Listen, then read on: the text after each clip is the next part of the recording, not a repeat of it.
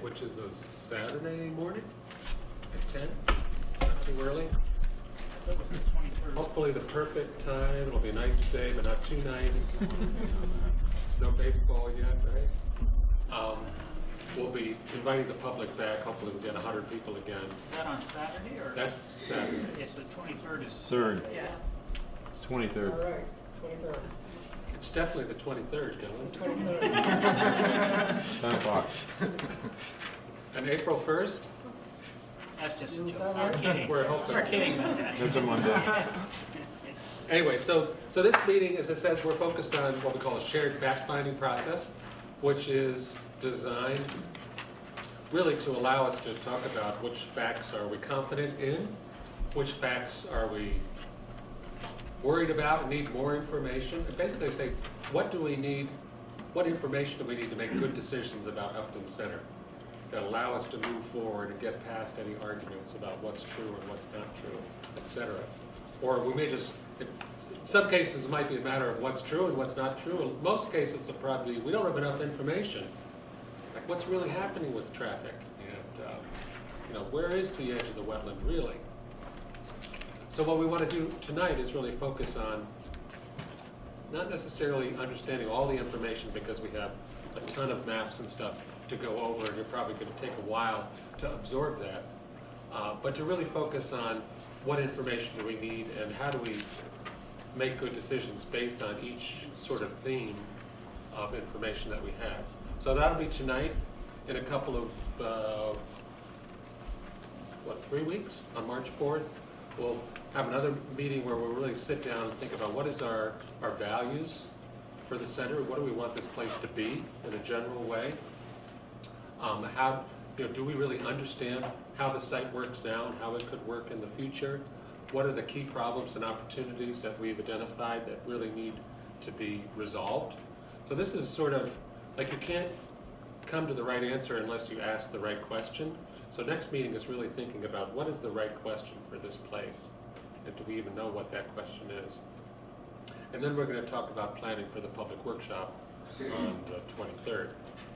And then following the workshop, we'll come back and basically sort out all the different ideas that came out of the workshop and the ideas that you will have and that we will have, and literally probably put those up on the wall and sort through them and try to see if there's a single overall vision that seems to incorporate all of those ideas, or do we have conflicting ideas that need to be resolved.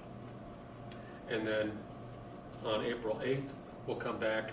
That's just a week later. So that'll be good. So we'll sort of look at the alternatives and come back the next week and really try to make some decisions about which direction to go. And then to present that to town meeting on May 2nd. Any questions about the process or comments? As I said to kick off, we'll try not to waste your time in any of these meetings. We'll get promptly underway, more or less, and promptly to finish by 9. And so tonight, as I said, we have a lot of stuff to talk about. And so what we don't finish tonight, we're going to sort of pick up again at the next meeting.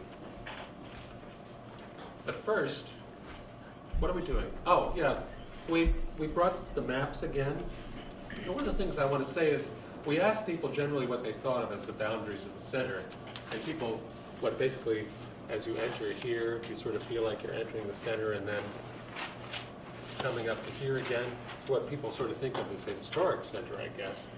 For our purposes, there's really no need to define it too precisely, but we're really thinking about all of the areas that are influenced by and are influenced and do influence what happens in the center. So that could be any place within walking distance, any place that generates a particular use that has an influence. It could have something to do with the environment or the ecology, upstream or downstream. So we're not quite sure about that yet, but this question that we're going to continue to be asking and wrestling with. We're doing this next? No, we're going to start with a little icebreaker to see who's in the room. And Dylan is going to lead us through that. All right, so this is a little complicated. That's not going to be very nice. It might totally fail. So what I wanted to Can't do. totally fail. Can't totally fail. The goal is basically to learn each other's names. The purpose of the working group was to be representative of Upton as a whole. So we want to get a sense of who you represent. Like maybe you're a resident and you feel like you represent all the residents of Upton, or maybe you're a resident of a particular neighborhood, or maybe you're an older adult, or maybe you're a young person, or maybe you're a member of a particular board. So we want to get a sense of who you think you represent, what interests or groups in Upton, and your name. And rather than just have you go around in a circle, which would be simple and sort of boring, I'm going to call out a group to begin with, okay? If you are a member of that group, I want you to stand. And also what other boards or interests you represent. And we're going to write all of those on the board, okay? Just the groups, not your name. Just the groups. Right. And then when you've said your thing, you sit down, okay? And then we're going to take the list that we picked up from there and call out the next one, and those people stand up. And so hopefully we'll get through all of you, and we'll get through all the groups that you represent. So part of the idea of this is you can see kind of which groups are most represented just by how many people are stood up, and which ones don't have very many representatives. So let's start with the Economic Development Committee.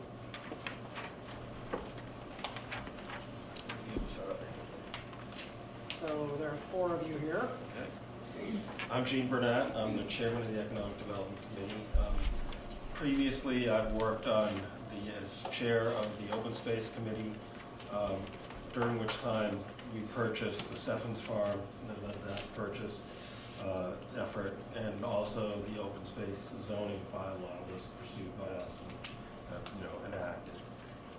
My role as chairman of the EDC, and particularly in this regard, is primarily to make sure that the public is the driver of this process, that it's a public vision, not a vision by any particular interest group, but that everyone is heard and everyone is represented, because the only way this is going to happen is through consensus. If we get to town meeting without a common vision, you've all been to town meeting before, and you know that this effort could stall or completely reverse. So the goal for me is that you understand that you're engaged, that we get through the process well-informed, and that you are actually ambassadors for the process to people you know, so that when we get to town meeting, you can all stand up and say you were heard, and say it was a public process, and be engaged enough to state your opinion at that time. All right, so you can sit.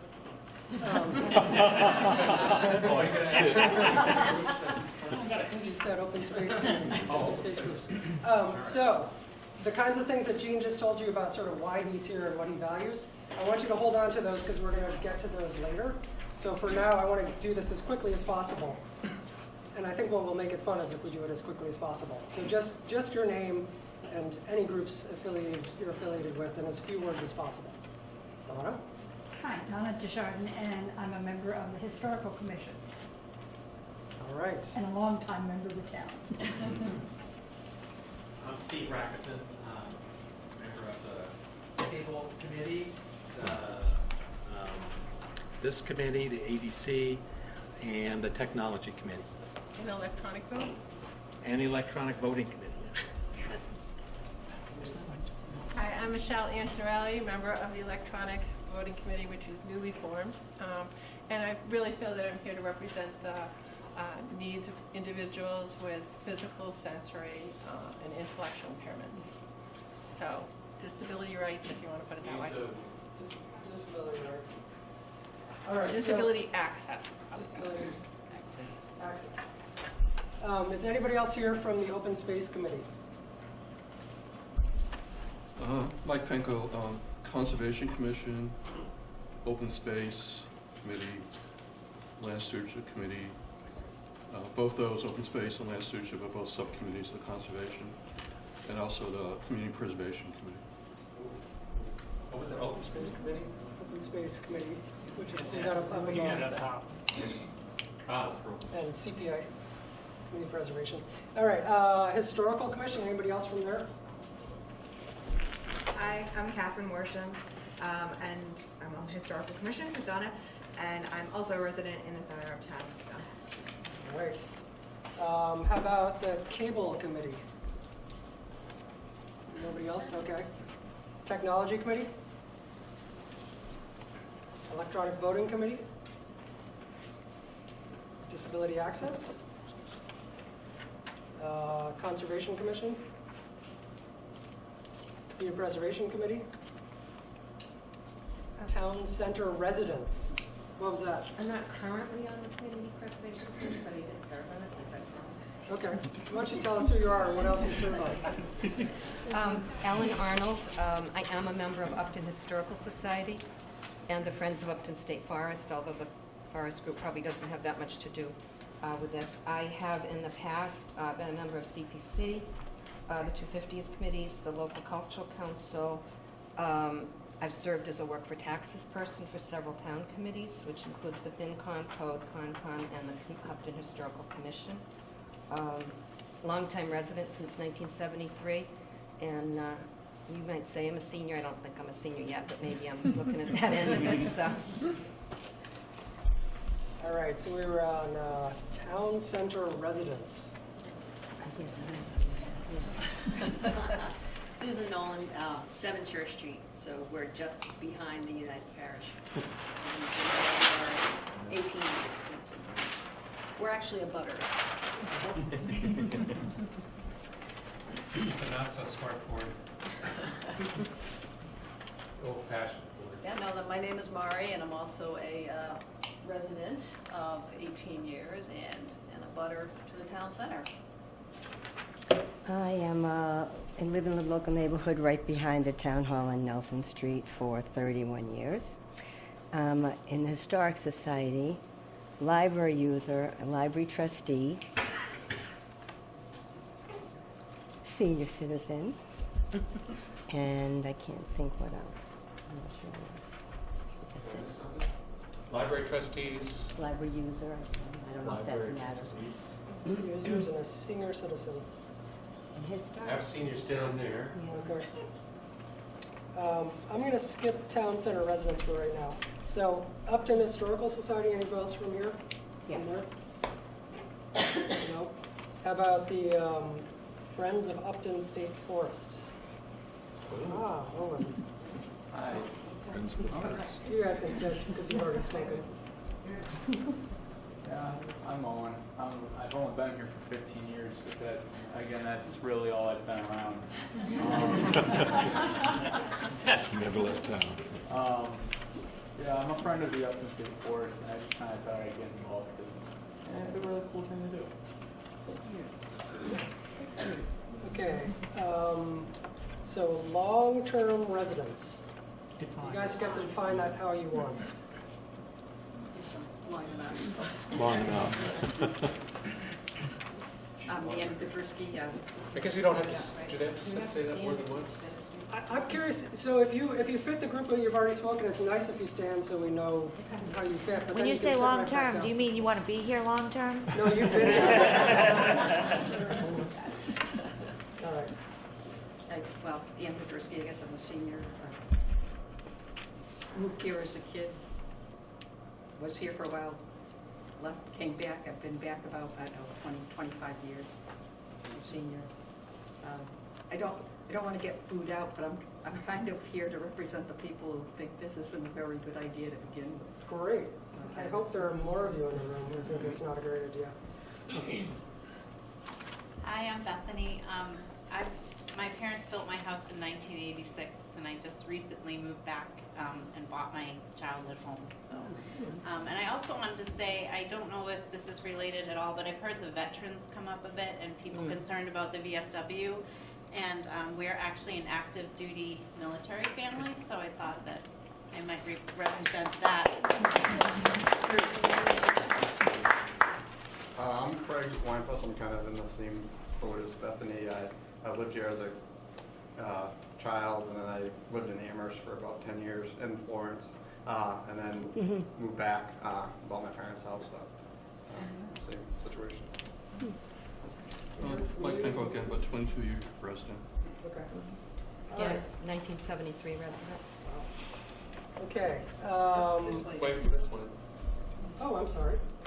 I've lived here quite a lot of years, and I now live in the family home. And I'm just interested as a resident to see how all this goes. I'm sorry, I missed your name. Oh, Carolyn. Nice to meet you. Okay. Butters, neighbors, library trustees. I think we've gotten a butters because we did immediate neighbors. Library trustees? Or anybody who's a library user? All right, there we go. You're all here for the library. So, if you've already said your name, please sit. And if you haven't, remain seated, standing. Okay, so. My name is Molly Smith. I did not grow up here or anything like that, but I am a PTO member. I serve on Memorial's school council as well.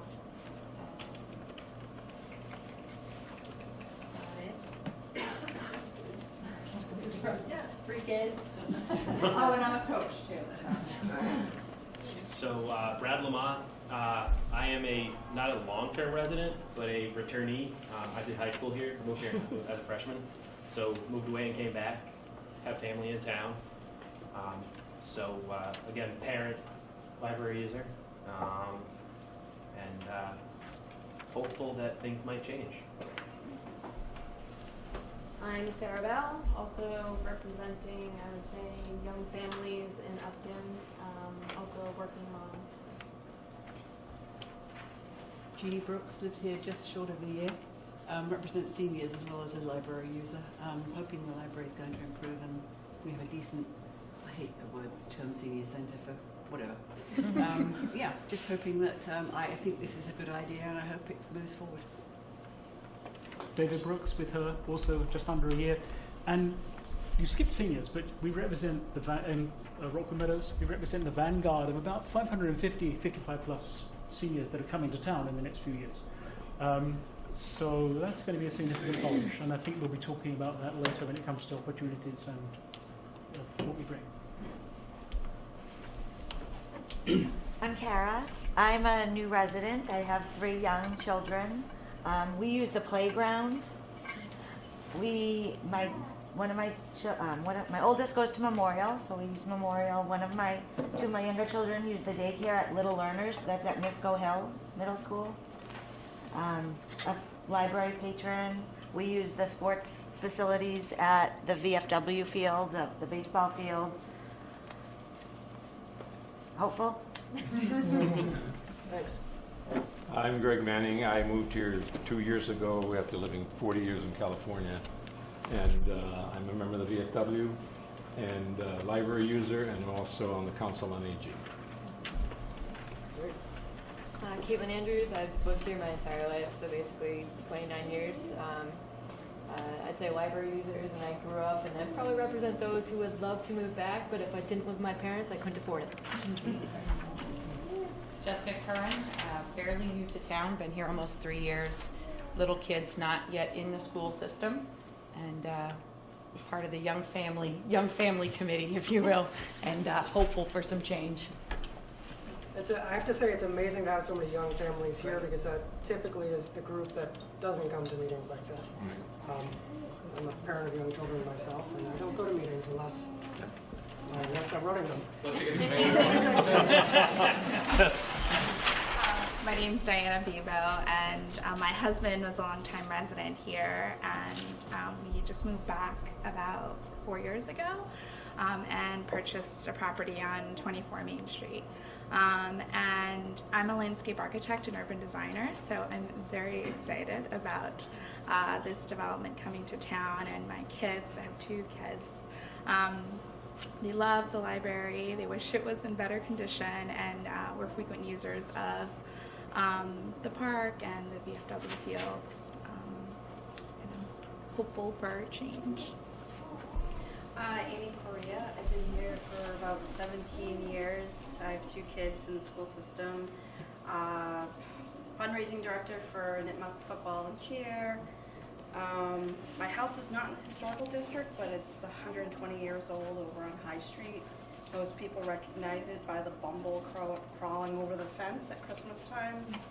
So that's, and hoping for change, or hoping to make things better. All right, so who hasn't had a chance to yet? Antonio Casasana, representing younger families. I'm a new resident of 3 years. My wife's been here for 20 years, I want to say. And yeah, just hoping for change. Dana Nero, I've been here for about a year, grew up just across the border in Milford, spent a lot of time in Upton growing up, and decided to move here last year, representing young families. Hi, I'm Steve Sayre. I've been here by next Monday will be a year, here at Leapack, Massachusetts. So I'm just here to, something I like to do is this sort of thing based on some experience I had in my previous job. Hi, I'm Paula. So I've got 2 daughters, went through all the school system. One of them is still in it. And volunteer for the fire department, the fire association. Hi, Justin Pollard, new resident as of a couple years ago. This is my wife Kelly. She's from around here for a long time, but I'm new to the area as of 2 years ago. So I'm Kelly. I grew up in Mendon my whole life. I went to Nipmuc and we live in Upton for 2 years now. And this is Amelia. We're representing, I guess, the young families as well. She's a lifelong resident. She is. So Justin and I both work for Considerably Construction in Milford. He's a project manager on multi-million dollar projects, and I'm a proposal manager, so I'm very involved in the public procurement process and pursuing projects, whether it's working with architects or designers or competing with other construction companies. That's kind of our background, so we're pretty interested in this as well. Anybody else? Hi, I'm Dan Lazaris, lived in town 22 years. I'm on Fire and EMS. I'm the chairman of the capital committee for the town. I've been on many other committees in the 20 years I've lived here. Like them, I work in the building design and construction industry as an engineer. All right, I think we've gotten everybody. Thank you for entertaining me. So, does anybody feel like there are groups or people missing from those of us who are assembled? Are there any business owners? Oh, yeah. I hate public speaking, and I'm new to town as of late August. So, but I do own a small business, stationery. I think the another group that's not represented here so far are senior citizens, of which I'm one. Stand up. You got plenty of consider yourself a senior citizen. Stand up, senior. Yeah, if you think you're a senior citizen. I think there's 2 definitions. There's people over 55 with energy and activity, and they're here. And there are people who are shut-ins, who need assisted living, who are probably not here but are still parts of the town. Yeah. And I think that's why she said she doesn't like the word seniors. It has the other connotation. Yeah. We're active adults. Yeah. I call them older adults and older adults. Active adults. But thank you for making the point. Anybody else think that there are people missing who we should be recruiting? And when I say we, I mean you. Police and fire. And I think we could have more representation from the VFW and Upton Historical Society. We have commission and a couple of society members here. Yeah. There's 1, 2, and 3. Are there any educators here? My dad actually will be here, Bill Andrews. He's just not able to make it.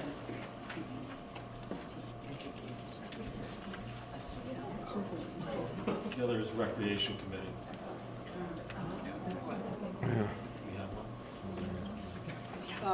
The other one that I see missing is the Planning Board and Zoning Board of Appeals.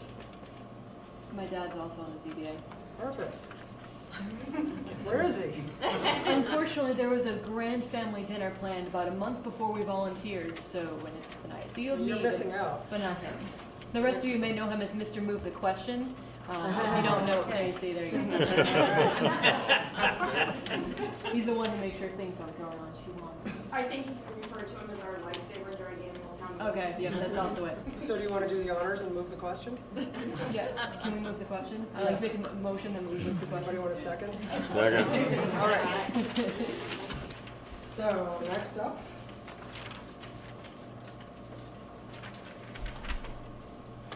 I think Well, the we're- remote's there. Yeah, but we're going to go through the other.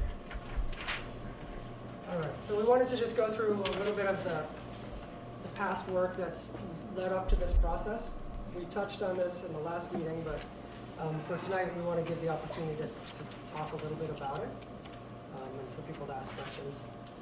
So we looked at what seemed like the relevant past plans, which is the 2005 master plan for Upton. There was a 2007 open space project. There's an open space and recreation plan.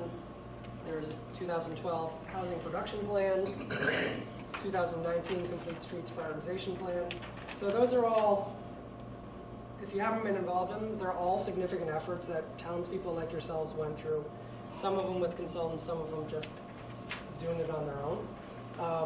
And in general, they have similar recommendations. Obviously, they diverge because they have different focus areas. But in general, there's a recommendation that this part of the town have a mix of uses. When I say a mix of uses, I mean a mix of residential uses and commercial uses.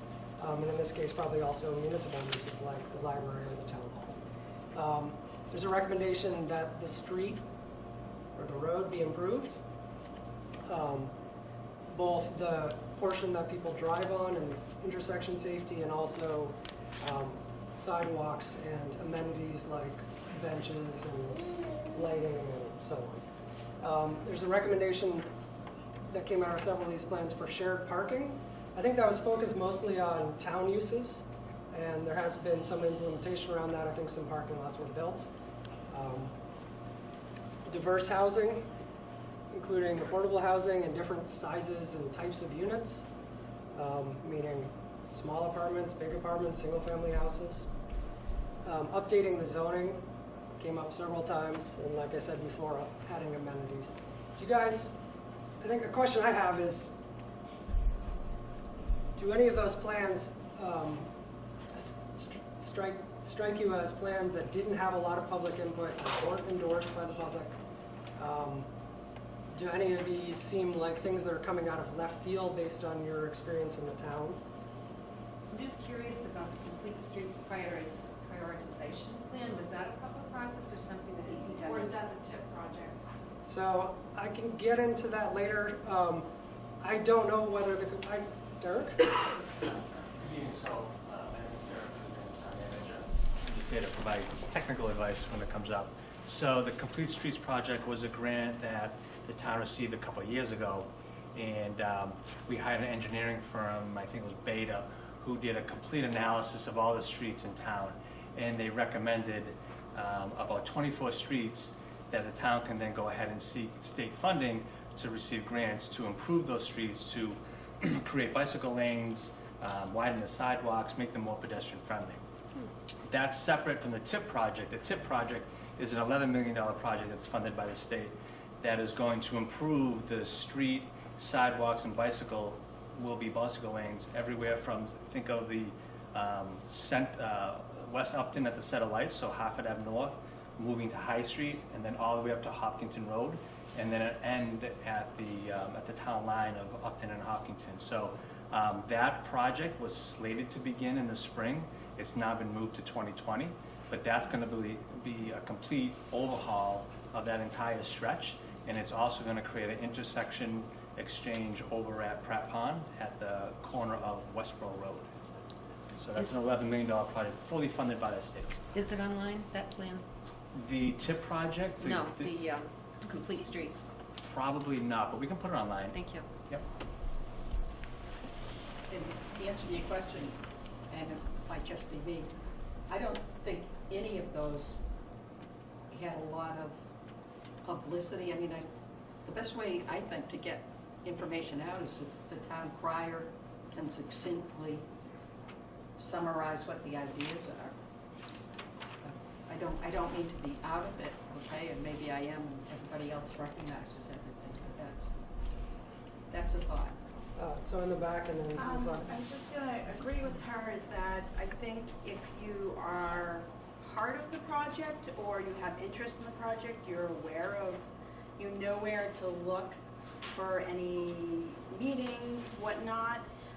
Other than that, if you do submit to getting the emails from the towns, like the automated emails, you'll get some information. I don't know, it doesn't seem to be very well displayed in the Upton Town Crier. But I think that's really more of like, people aren't aware of it. And I'll say, just as an example, say for the TIP project, people who live on the street where the construction is going to occur, they had no idea this project was occurring. Like, I mean, granted, they could be living under a rock. They didn't know it was occurring, but, you know. Yeah, I mean, so some of these projects were going back 14 years. So that's a long time to remember what's going on. Gene? We haven't had any community-driven action on diverse housing, updated zoning, or mixed use. Mixed use and diverse housing are driven by the developers who come into town, and it's not driven by the community. Updated zoning is always resisted. There's a small core group that gets involved in the zoning efforts, but there's no comprehensive plan or community-led drive to update zoning. I would just have to disagree that there wasn't publicity about these because I was aware of most of them, and in fact, Dodson, your company did the open space project, and it was well attended, and there were several public functions. The TIP project, that one had an excellent public process. Yes, it did. And the TIP project, I don't live anywhere near that, but I was quite aware of it and had seen it on cable and had seen it in the paper, so I went and attended a meeting or two, even though it wasn't going to impact me. So I have to say that I think it's unfair to say there wasn't publicity. I would say one that isn't there is I believe there was Community Preservation Fund did a rec plan a few years back, and I don't know if that was updated or not. And there was an Affordable Housing Committee because of CPC money for that. They were quite active for a while. I thought they had produced something on community or affordable housing, so I'm not sure. Is that what it is? Okay, thank you. Yeah.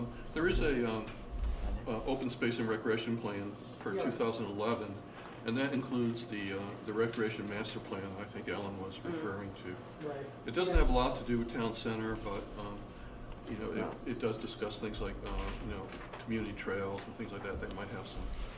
Yeah, I've looked at that, and that's actually included in here. Yeah, but CPC did fund a separate recreation plan. When I was on the committee, I had a copy of it. I gave it off to whoever. So there is one floating out there. And the master plan, you can see that in the library. The open space project is online. Okay. Just one more, and then I want to move on. Two questions. Has the 2005 master plan been updated at all in terms of a master plan? And if so, or even if not, has the EDC's work on getting this project off the ground taken that plan and basically looking at, I would assume and hope, that they're extending that master plan, some of the thoughts that may have been put in there? So the first question does anybody know if the master plan has been updated at all? No, it hasn't been, but there are components of the master plan that are currently being activated right now. So the Recreation Commission hired BSC Group out of Worcester, who's been working in the community holding public forums just like this, going back to last fall, to develop a recreation master plan. And a lot of these items we're talking about today all feed into the 2005 master plan. So there's components of the master plan that are currently being updated. There are efforts right now on a number of different fronts. EDC is kind of trying to gather a bunch of loose balloons and bring them into some sort of comprehensive and cohesive plan. Updated zoning is part of it, diverse housing is part of it, and mixed use is part of it. So as far as updating the master plan, that's related and is certainly being looked at, but it's not the primary driver for us at this right now. This is the primary driver. I think reaching out to this has been a real effort to reach out to members of the community to bring in different ideas rather than just sit in a 5-person or 7-person committee and make decisions. That I think that making a real effort to get different ideas and different. It's always exciting to get different ideas. Yeah, and I think this is really the first. I've lived in town a long time, and this has been it's been a plan to bring people in, and we've worked on it. Yeah, and I think what I'm hearing is that that information also needs to go out from this committee to the rest of the community, so that people aren't saying that what you did was not publicized and not open and not discussed. Right. Yeah, I was just going to sorry to interrupt, but one of the purposes of this working group is so that people can see that there's someone representing their interests who has been involved. Because we all know it's really hard to get to meetings because everybody's working. If you have kids, you're working twice as hard. It's hard to go to meetings. So the idea is just to have representation for each of these groups at this meeting. But one of your role, whether you choose to accept it or not, but we hope you will, is to then reach out to other people on Facebook, on your PTO website, whatever it might be, and inform them that you are part of this. If people have an opinion, they could contact you to, of course, invite them, especially to the public workshop on March 23rd, etc. So we're hoping that you will take that upon yourself to represent those interests, but also to serve as a conduit of information and engagement. So I would love to move on. Is it essential? I think it might be.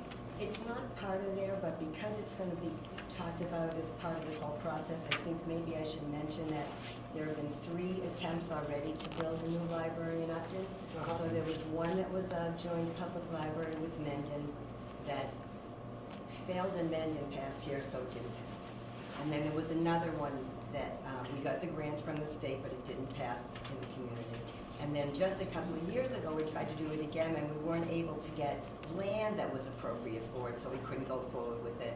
And now there is a plan to rehab the building that it's in, just to get it handicapped accessible for the first floor, and also another possible plan to renovate the whole building of 3 stories and have the historic museum in it. So just for information, those exist, and I guess they're probably available either through the library. Yeah, so I thought it's maybe good to know.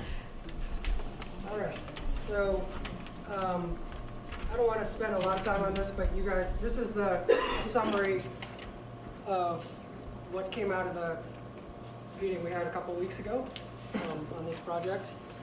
And it's either on the town website or it will soon be on the town website, so you can see it in a version that's legible to you, unlike this one.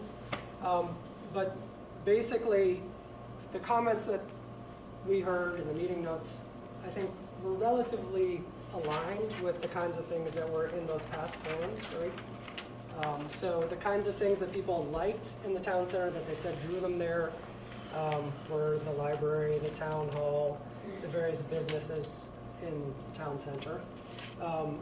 The things that they called out as being problems were a couple of intersections, a lack of sidewalks here and here, molds and handicap accessibility issues in the library. And then the opportunities were often similar to where there were things people liked. So people like the common, and they see it as an opportunity. Some people like the historic look of the old church, and they see it as an opportunity site for something. And people see a lot of opportunity in the parking lot that the town owns here. And also, apparently, it's a great place to turn around. Here to go here, you have to come up here, turn around, and then go back there. So you can look at this online. In general, you know, when we went through the various words people used to describe the town center, there were far more of them that were negative than positive.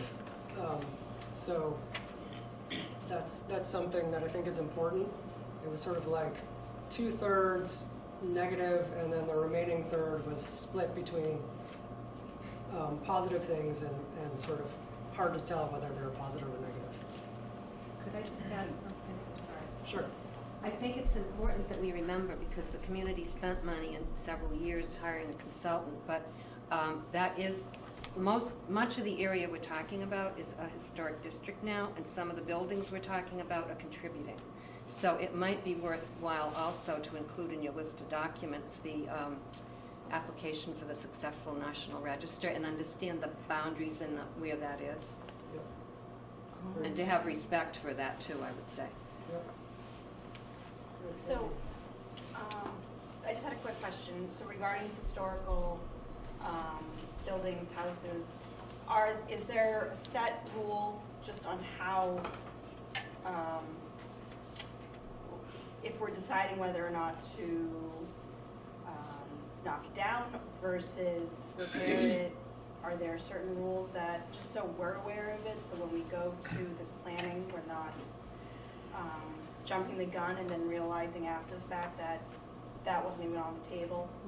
Does anybody from your local historic groups want to answer that? From the Historical Commission, that we do have a demo delay, we do have a demo delay law in town. And if, I'll use an example, 14 North Main Street, a residence that I particularly loved, came to us, the builder came to us and wanted to take the building down. We delayed it, but we delayed it because we basically we wanted to meet with the neighbors. You need to have an open meeting. And the neighbors showed up in full force and wanted the building gone. And we just sat there and we got really beat up. So we allowed them to take, we said, yes, you can go ahead and take the building down. And that's the demo delay.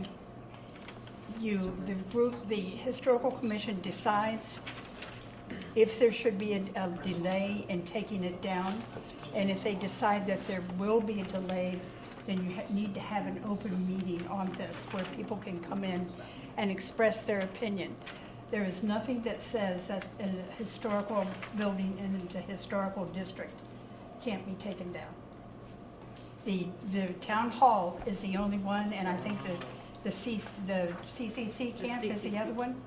That's a similar district. So this, I want to just say, don't use the word local historic district, because in a local historic district, you can prevent them. In a historic district such as this, you can tear it down, you have to go through the demo delay bylaw, but the benefit of having a building like this is that it gives you a status in applying for grants. If you change a building, such as was done in the block next to the Holy Angels, when they took the third story off and changed that structure, this was years ago, but they took themselves out of eligibility for getting grants. So that's something you need to keep in mind. I think that's the point, to keep in mind, but the buildings are non-protected in that they can't be taken down, they can be painted purple. So there aren't any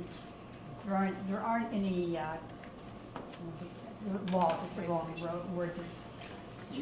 What the EDC is trying to do is get the facts that are necessary to make these decisions. So during this process, we will have an engineering study done on the church to determine its viability in any use. We'll have lead and asbestos assessments done on the church and as well as the library. And we'll be able to present to you what the actual cost of doing things that might be necessary to preserve or to remove, so that you have the decision-making tools that you need. So I was going to say, because we did this ourselves in Ashfield with our old office, but because it's in a National Register district, the owner can apply for tax credits for renovating. So for the church, if you sold it to a developer, that developer then, because it's in a historic district, could apply for the tax credits, which can be very helpful. There's also an organization called Preservation Mass, which I reached out to when I first heard this, and I'd be glad to share the links. They sent me a huge link. I haven't even finished looking through all the examples of what can be done with rehabbed buildings and churches in particular, because churches are tough.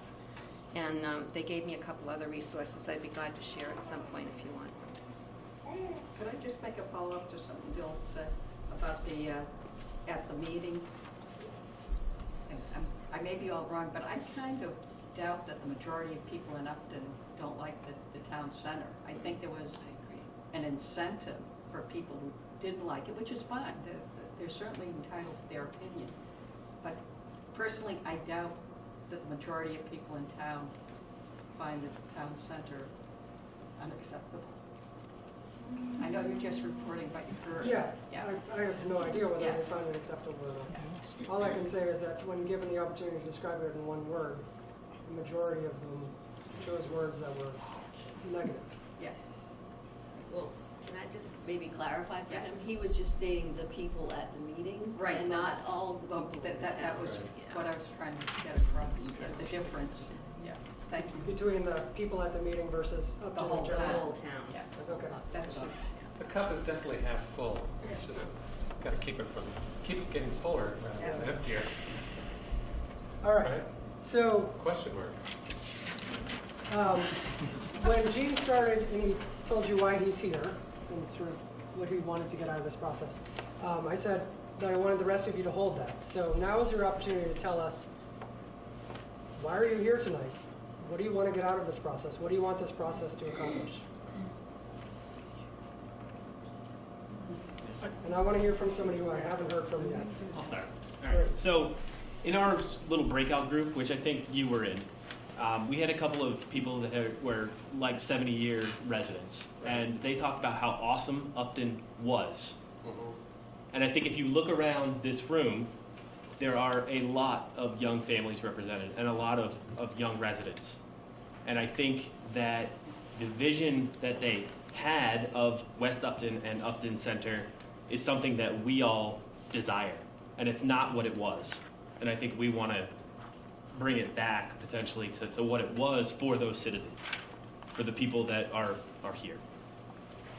An example, safely walking downtown with their kids.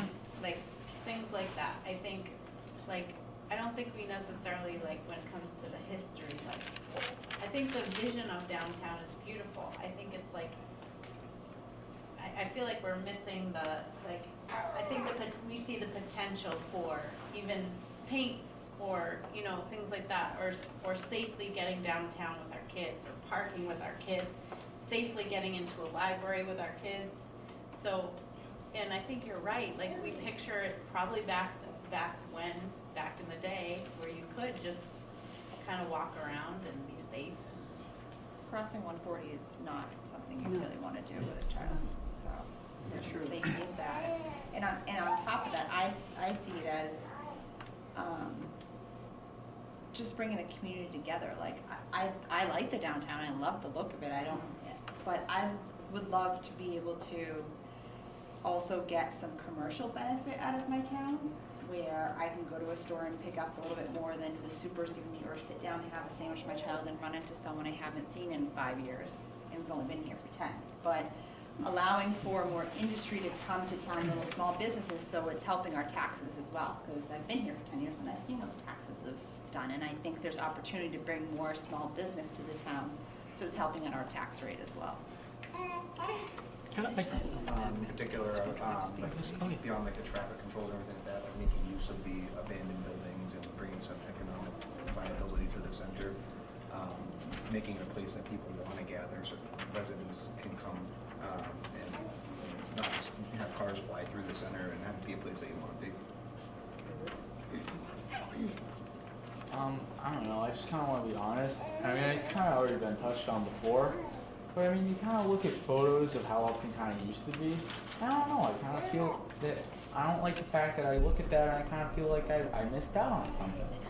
I mean, like, I don't really speak for everyone in the room when I say this, but I mean, it's not really a secret that Upton kind of went downhill.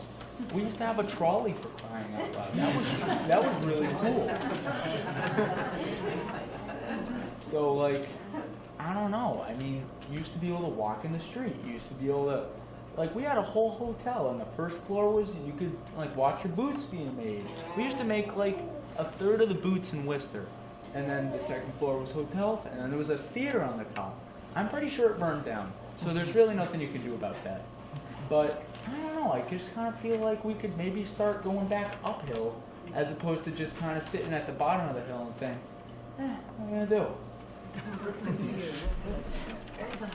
At the 23 January meeting, there were 3 goals, as I recall, when this whole project was sort of introduced. And one was reduce or increase the tax base by attracting some business, getting cars that zoom through the center on 140 to slow down and maybe even stop, spend their money, then leave. And then the residential piece. And then basically trying to recreate a quaint, stereotypical New England village around the center. Some of those, I'm not sure they are all interdependent on one another. If you want businesses or the tax base to grow, that's all throughout the entire boundary or incorporated area of Upton. Now, certainly the downtown, if you want people to stop for, as she mentioned, that'd be perfect. But in terms of a quaint New England village, personally, the town common looks like a grassed-in traffic island because of its size, its location, and its shape. If you're driving on 140, you may not even recognize it as a town common. So those are, I think we have to look at, if we're trying to make the center look better and attract some of this other stuff, which in turn then feeds a lot of these other desires.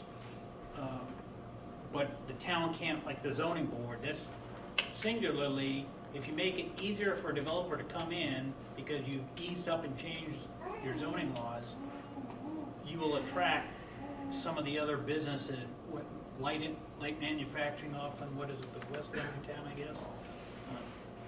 So I've got in the back. So I think it's not necessarily, I think people are getting nervous about we're going to destroy the town or destroy the center. I think it's really, you said it was a village. And if you look at pictures from, say, 70, 80 years ago, downtown Upton was a village. So it's really just more about returning it to its former beauty, but in today's design. So if you look at, say, Hopkinton or Holliston, the center of town, they haven't taken down all the historical buildings. If any new ones are built, they're all built to the same style that the original buildings are. Everything's cleaned up. There's a lot of cosmetic work done. So it looks really nice. I mean, you go down there, it's not like, say, Lexington or anything like that. We just want it to look nice. As somebody who lives on High Street, and when they put that speed trap out and you see 70 miles an hour registered at least once a day, you know, that putting either mechanisms in place that slow down the traffic so that it's not turning into, you know, a speedway. It's supposed to be a village. I think I hear say that we want a place to look like it's 18th century and 21st century at the same time. And you can do that. Norfolk is another example. They thoroughly modernized the downtown without changing the central nature of a town that's very like this one, but they did it 20 years ago. And I want to see ways of keeping the town looking 18th century in a way, but having somewhere that will attract its residents to go downtown, to hang out, to stay there and not go through there. Which is what a lot of people living on the edge of town, the edges of town are growing fast, will be tending to do. I want to bring the edges to the center so we can hang out, meet our neighbors, and do things in the middle of town in more modern looking buildings. Like someone said that they don't really, you don't necessarily do one to the other. I might disagree a little bit on that. For example, what was that store that was in the yoga place before it was the yoga place? Yeah, I loved Common Sense, but we never. Yeah, no one. I mean, there was always a person or two in there when I walked in, but just not enough people stopped. Not enough people were attracted to the town center. Like for example, I drive to Millis to go to church. I love that they built their library and then they built some extra businesses and there's some residents there. So it's not just that you have the businesses to go, oh, the liquor store.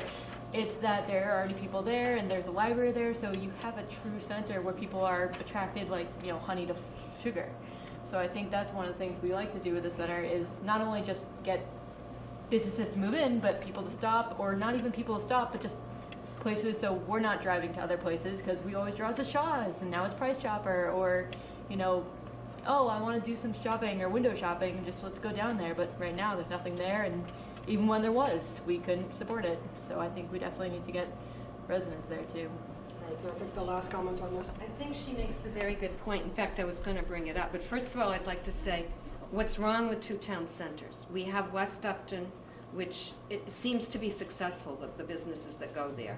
And we have the community center, you know, civic center, call it, town hall, library, churches. You know, you could put other, like, I won't call it senior center, community center, things like that in the center. But from 1973 to now, I can name 2 florists who were there and couldn't make it. I can name at least 2 bakeries that were there. I know one didn't make it. I'm not sure what the situation was with the other, why they left. I can remember an auto parts shop where you could go in and pick up parts. I can remember a hardware store up the street hardware stores can't survive in towns right now. I think the reality of some of these things that you talk about wanting are they're not going to make it. You know, they've been tried before. They haven't made it. A Little Common Sense was a gorgeous little store. She had a great idea, and she got a core group of people that would go in. I used to go in and buy things I didn't need just to support her. But there were, like you say, there were 2 people there, and then she might stand there the rest of the day waiting. So, you know, it's fine to say bring businesses, but people have to support them. And in order for a businessman to put up his money or to get a bank loan, he's got to prove that he can support this. So I think we have to be practical about it too. So start with the community centre and You guys, flow from that. as a group, do you want to move on to the next thing, or do you want to keep on talking about this? Those of you who want to move on to the next thing, raise your hands. Those of you who want to keep on talking about this? All right, so Just couple quickly. more comments. I just think that when we have a great library that brings families down, or when we have a great community center that brings families down, they're going to be looking for some place to get a cup of coffee or a meal or to spend some time. And we haven't had that. We're kind of a drive-through. But now we have a phenomenal school system. We have BVT. Now we should be a destination. And yes, we have the commercial down in West Upton, but I think there's some room for some nice, vibrant, but old-fashioned maybe, but vibrant kind of thing. Or I don't know if old-fashioned is the right word, but what would fit now? But you just need a place. If you're going to bring your kids downtown, you got to take them for something to eat. And if a senior citizen is going to drive downtown, they're going to want something like that too. So I think that if we invest in this community and we bring it up, the business will be more I think the successful. community centre is coming out as an anchor in our thinking. Start there, and then stuff will go around it, and children's playground together. attached to the library. So, like I said, I think this is a great discussion. It would be nice to see that the community explore a lot of options. Yeah.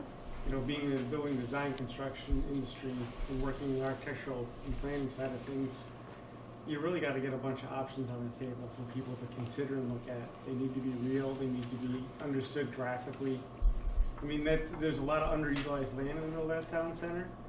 And in the big scheme of things, one of the things that I would hope to see is not just a discussion about making sure there's a whole bunch of options that are considered, but how do they connect to the other things in the community that are going on? We got open space land that's down at the bottom end of Grove Street that's not that far down there. How do you eventually see the connections to some of those things and think much longer, 10, 20 years, so the community has a game plan? Because being on the capital committee, one thing I've learned very quickly is we don't have a lot of capital folks. So at the end of the day, we need to be thinking about how this community wants to spend its money 10 or 20 years from now. Because we don't raise enough taxation to do planning shorter than that time frame. So my perspective is the hopefulness and bringing some aesthetic beauty to the center, taking what we already have, preserving it, and raising it up to the next level. Something I took away from our first meeting was hearing from the people who've been here saying, we've tried this, it hasn't worked, we've tried this, it hasn't worked. So my fear is, what do we do differently this time so it actually can work? And something someone said was, let's go slow. So we know what we want, like you just said, let's look, what do we want for 20 years? Because I'm going to be here for 20, 30, 40 years. I want this to be successful, but I realize we'd have to start kind of small. We have to do a few core things first, and then keep building on itself. And it seems like the community center is a great way to get all age groups involved, and then that can start building. So instead of throwing everything in this first 5 years, start small, beautify, and then keep building. But we don't want to make mistakes that have been made before. We want to keep going. And I think, yeah. I think part of the goal of the process, and part of the thinking of the EDC, is that any kind of economic development downtown, any kind of revitalization needs a basic toolbox. And the toolbox starts with zoning and it starts with a vision. So what our thinking is, and why we were proponents of this process, was that through this process you'd identify the things that were important to you. Then we would create the toolbox from a regulatory perspective through zoning and other mechanisms that would be used to attract business, because no business and no developer likes uncertainty. So the purpose of the end product here isn't just a vision, it's to create certainty for a developer coming into the project that he knows, I can do this, this, and this, the town is going to support it, I'm not going to be here for 2 years fighting every resident in town to try and get my development in place, my commercial or residential development in place. So keep in mind that although we're shooting high, there's a subtext of, we understand there's a reality here that needs to be met, and that certainly sending people in the design build area would be very helpful in helping us reduce the uncertainty. So, because we can't do this all as a town. We're not going to redevelop downtown on the taxpayer's dollar. It's going to have to be done through public-private partnership, and public-private partnership, again, requires certainty. I just agree with the young lady who just spoke that, and I understand what Jean just said, but I think you're a lot better off to begin small. I mean, when I said I'm not in favor of this whole idea, I mean the eclectic nature of it. I mean, I'm in favor of a library, I'm in favor of a new senior center.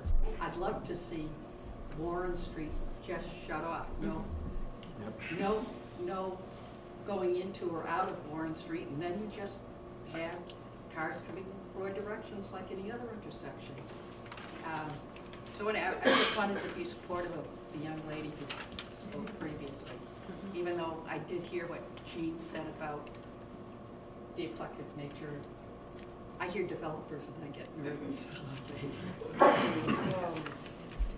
Can we move on? Just like to say, the lady who mentioned safety, I think that should be a #1 goal.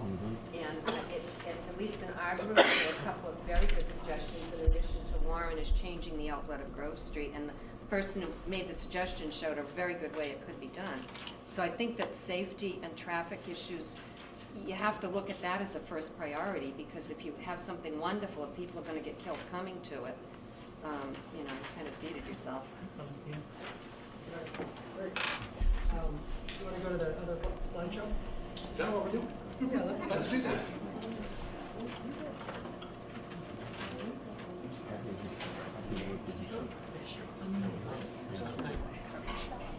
Huh. I won't say now for something completely different. A little different. So we wanted to, we've learned who we are in a little bit. We haven't drilled down very far. We know who's in the room, who we represent. So talk a little bit about our goals for the process. And again, I think those are very important things to do at this first meeting. And then what I thought would be useful is to talk about sort of trends in downtowns over the centuries, if you will. What's happening around the state now, and give you a few examples. I mean, I was very interested to hear some examples like Norfolk and other towns that we'll look into. I brought some examples of other towns that have been doing things. Just to sort of introduce the idea that this is possible. There's a lot of different things you can do. You can go slow, you can go fast. Usually it's slow because the market takes a while. But the whole purpose of this process is to try to get a sense of whether it's slow or fast, you know where you're going. And if you're ready to do something, either as a developer, as a resident, or someone who's just looking out on their sidewalk, there's a plan that says this is what you can do today. So this is you've heard about lifestyle centers. It's kind of the new shopping mall, a place where you can live and work and eat and play and all that. Of course, main streets were that.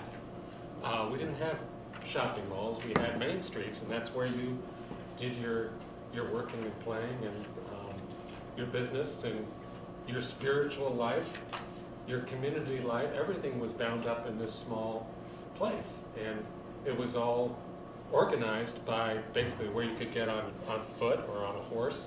And so the original centers were all sort of literally the center of town, and towns were literally created because that's how far people had to go to get to a town center. Of course. Excuse me, was that the 3 stores that we have in the center of town now? Was that the church Yep. to the left there? Yes. This is what, yeah, what It's a used to record be shop there. now. Yeah. Right. These people are no longer there. That we know of. I see one guy. They're elderly. So, as you know, of course, our main streets started to decline really with the growth of automobile traffic and the growth of the suburbs. And you had, this wonderful thing called a supermarket where you could park your kids outside, just as you do today. You go in and meet your neighbors and be elegantly dressed as you pick out your lettuces and so on. And that grew into, Shoppers World, where it was just like the same idea. Let's bring everybody in from the whole region because we've just built these giant super highways that let us get down to Framingham and Natick really easily, so we can meet all of their needs at once. And it's sort of shopping, but it's also shopping as entertainment, but mostly for just one thing, which is things you can buy, right? Not services so much. And of course, that had a predictable result on every downtown in the state, in New England, and in the Northeast, where you no longer needed all these small local shops and all these businesses because those were centralized. And it made a lot of sense economically because you can buy, even today, you can buy things a lot cheaper at a supermarket than you can in a downtown store. And of course, now we have the internet has come in. So here's the percentage of all retail, 0, 5, 10, 15%. Here's department stores as a percentage going from 15 down to 5 since 1992. Warehouse clubs and superstores, which we originally were the first things we were worried about killing off downtowns, have been going up and then leveled off because of this line, which is the internet, right? Electronic shopping and mail order. So now it's, not only are, our older department stores failing, but the warehouse and big boxes, which we thought were going to be the great, not the great thing, but the thing for the future, are now also disappearing. Here's another one that shows another trend, which is eating out. So you have the department stores declining. This is between 95 and 2015. Internet rising, but then eating out taking off in a huge way, which corresponds to the fact that, the previous generation, a large percentage of couples, somebody stayed home with the kids. Now everybody's working, pretty much. So what do? You come home and, well, the discussion. Are we going to pull something out of the pantry, or are we going to run down the street? And so you have whole new genres of food that are responding to that need. So it's almost cheaper to go out and buy restaurant food than it is to go to a supermarket and bring it home and cook. And then, of course, you have the malls, which came in and replaced the downtowns, are now themselves being forced out by these larger regional and nationwide trends. So Sears closing. And then you have places like Shoppers World, where they're looking at this as their solution. As Shoppers World type of shopping malls gets less business, they're saying, let's bring in housing to bring more customers in and turn this into a mixed-use center. So this is actually a proposal from last year at Shoppers World, is to have the apartments, and they have built already a lot of apartments, but then to put a sort of a podium of retail, restaurants, and entertainment, a bowling alley in the basement. And then what's really interesting is that over the last 20 years, developers are turning from a traditional shopping mall to something which looks more like a main street, which again is where you start to get to that lifestyle center idea of, this is in South Kingstown, Rhode Island, off Route 1. let's build a main street, we'll have parking on the street and nice wide sidewalks and beautiful Main Street buildings with shops on the ground floor, offices and apartments above them. So the developers are chasing this market to try to bring people to their suburban locations, because that remains a cheaper place. A big suburban site remains a cheaper place to build something than to try to shoehorn it into an existing center. And so this is that South County Commons. It also includes apartments in the back over here and this Main Street. But otherwise, it's a suburban shopping mall, right? It's got the Route 1, you turn in, there's this nice Main Street. Otherwise, it's like big boxes, a typical sort of shopping mall hotel in the back. And other than being able to drive through it, it's not really that much different than a typical shopping mall surrounded by a parking lot. And they try to make up for this by having a little park space at the end where you can sit in the traffic circle and listen to the band. Which is either wonderful if you grew up in the suburbs You're and just never trying to had cross this. the street. Yeah, it's either wonderful or it's really pathetic. I'm not quite sure. This is another one closer by in Wayland, where this is an old Raytheon factory just off the center of Wayland. And they actually turned it into this, which is, again, based on traditional downtown principles of let's create a main street, let's have a mix of uses on the main street, have some residential close by with a park, and more residential over here. We'll have the Stop and Shop, but we'll try to integrate it into the community. And so when you're walking on the streets, what they're very intentionally trying to create is this sense of a nice walkable main street with 2- and 3-story buildings, but also a mix of different uses. It's not just retail, but it's also medical uses and other kinds of services and places for professional offices. So again, this is sort of the development engine moving toward trying to provide these mixed-use centers. And of course, a lot of attention to try and make it traditional detailing, make it nice at night so people will go to the restaurants. Having a lot of restaurants as a proportion because of that rising demand of people who want to come home and go out to an inexpensive restaurant. Well, relatively inexpensive, I suppose. And then a lot of focus on programming. So these are some of the earlier pictures of parks that they had designed there. And this is the park sort of in between the town center and the Stop and Shop. There's this big green where they have the bands come and play in the summer. Now this is, speaking of going slow, this is something that Avon, Connecticut has been doing for like the last 30 years, where they changed their zoning because their town center was being turned into a commercial strip. So they have the beautiful town center with the churches, but so instead of tearing down these 2 historic houses and replacing them with a new modern building, they actually connected them with a wing and turned that whole thing into one larger commercial structure. So again, trying to adapt the old stuff to new uses. And to take a little house and, put the commercial businesses in a wing in the back. And so over time, what they've done is combine sort of renovation of these older houses and helping turn those into businesses with closing off curb cuts along the street. So they try to bring as many people as possible into these major curb cuts and then to connect the parking in the rear, which is sort of fundamental if you're trying to keep a commercial strip from forming. Because commercial strips, the trouble is you have driveways, or sometimes 2 driveways for every lot, and then everyone's trying to pull out onto the main street to get back and forth.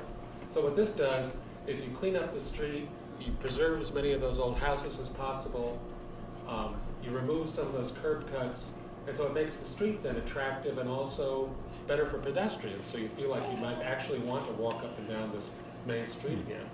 And still you have the things which the market is demanding for retail and commercial uses, which is a lot of parking right next to the building. This is another old house that was turned into a bank, and they put the drive-through in the little barn in the back.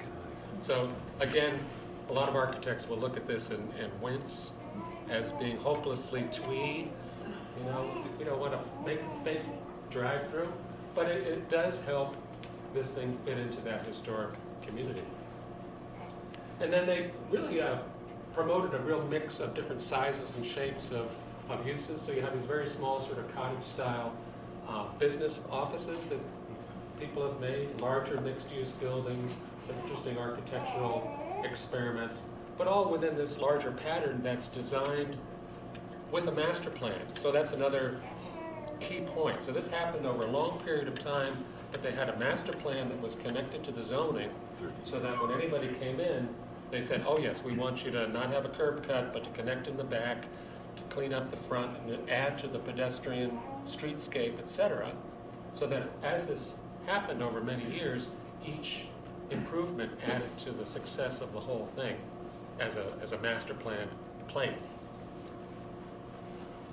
This is one that was done all at once in South Hadley, across from Mount Holyoke College. Some of you may have been there. But this is the old Common. And then right here was a whole block that burned down, and they replaced it with this. So here's the Common. This was all new. And what they did is they created a master plan, sort of mixed use, but entirely pedestrian block, where you could walk with all these, in between all these different buildings, and all the parking was gathered in the rear in one shared parking lot. And so when you're on the street looking at it or wandering through it, it's just this wonderful series of little pedestrian spaces, places to eat, places to shop. There are some apartments, there's some offices, there's a movie theater, and outside them there's just a place where you might go and just hang out, or you might go there and shop. And it's really well connected to the rest of the community with crosswalks and all the rest. So it's a very interesting model because they did it all at once, but it was very intentionally designed, not just to be successful in itself, but to shore up this whole community center, right? This is West Concord.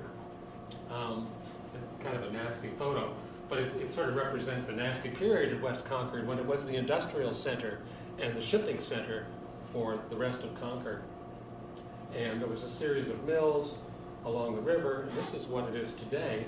And this is a new building, a mixed-use apartment. This is renovated mills, and this is the main street where they've done a lot of infill. This is one particular new building, which I'll show you. So this is that new building. It's a very simple two-story box, but because it responds to sort of traditional downtown design principles, it seems to fit pretty well. So it's not a very expensive building, but it has a lot of glass on the ground floor and some space for some shops, and then the upper floor is apartments. But just a very simple thing which you could see happening incrementally up and down the street as the market grows. And then this is a much larger thing which they did in the back over by the railroad. I think they replaced an industrial building. And this is a mixed-use apartments with I think commercial uses on the ground floor. And this was the image before they built it, and this is actually what was built.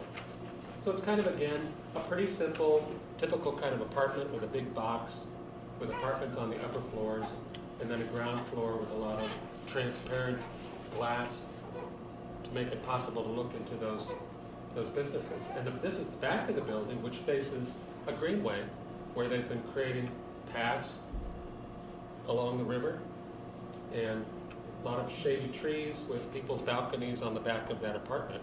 So again, they've taken advantage of the closeness this has to the rest of the neighborhood, but also the closeness that it has to the greenway, and then added paths and so on that add to the functionality of that.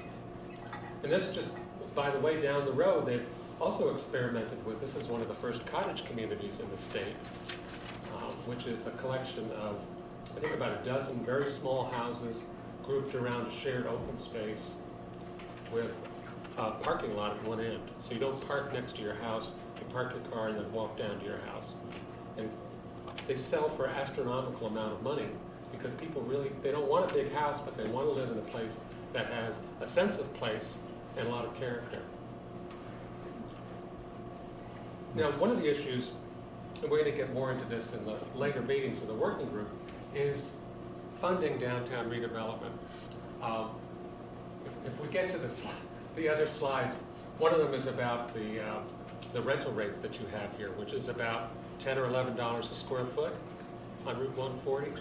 which means that if you have like a 1,000-foot building, you can rent it out for $10,000 a year, right? $10 times 1,000 square feet. So 10,000 a year then divided by 12 is what? 800 and some dollars a month? Yeah. Yeah. So that's the rent that this market will support. The trouble is that building probably can't be built for less than $250 a square foot. And that means we need to charge a rent that's probably more like $20 a square foot per year. So this is the final economic issue we have with every downtown in the state. Because unless you're in downtown Worcester or downtown Northampton or Boston, where you can charge $35, $40, $50 a square foot, it's very hard to build a building and get your money back out of it. So one of the things we'll talk about later is this idea of community-enabled redevelopment. And this is being practiced successfully by a group of people called Stevens and Associates in Brattleboro. And one of their first projects was buying this beautiful block and renovating it. But they didn't do this based on the rental costs alone. They had this elaborate pro forma. And this, I don't know if you can see it very well, but it talks about there's a certain amount that's paid for by tax credits, the historic tax credits and affordable housing tax credits. There's a certain amount that's paid for by the rent that people are paying on the rental offices and rental spaces. And then some of it is supported by community investment. And this is the kind of thing which we're seeing as increasingly important to making successful redevelopment happen. So you can't just, sometimes you can, but probably you can't just open it up and, even if you gave that land to a developer, they can't build a building and rent it out and get their money back out of it. So it has to be some kind of subsidy that happens. This is another project they're working on in Bennington, where they're redeveloping an entire city block. And so part of it is townhouses and apartments on the upper stories of buildings. There's a medical offices, there's a grocery, there's a couple of other uses. But a key part of this is involving local leadership, business leadership and civic leadership, and local institutions in being tenants in these buildings. So before a developer shows up, they need to know, or before they build something, they need to know that they can rent that space. So the idea here is you get the local hospital, the local community college to actually rent a floor in one of these buildings and say, sign a lease that says we're going to pay for this for 5 years, and therefore the developer can afford to build it. And then to have pre-leased, as you see, pre-leased anchor tenants, sort of eds and meds, which is educational uses and medical uses, which typically can afford a little bit more.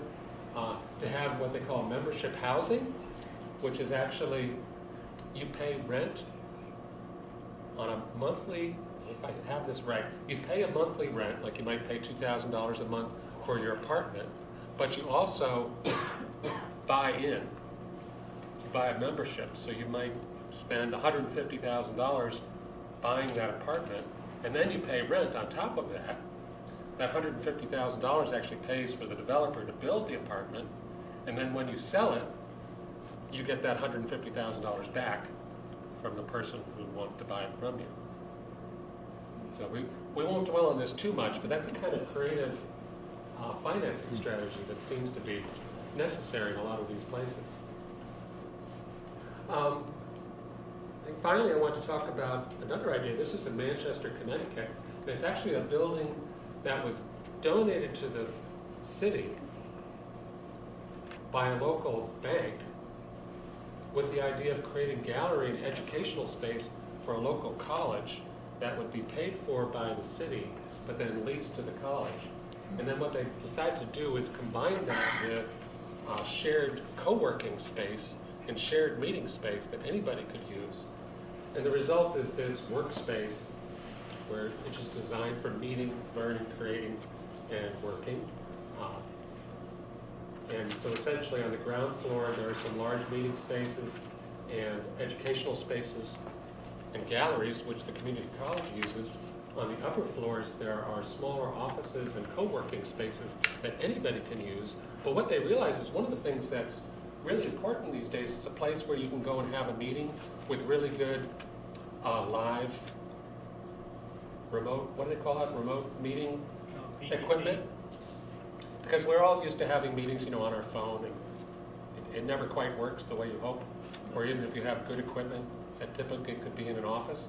So this is to get state-of-the-art meeting, video meeting rooms set up with really good sound, really good communications, so that you could come if you had a business and have a meeting with people in China or whatever you need to do, and really make it reliable, and also have people there on staff who can make sure that it's all working.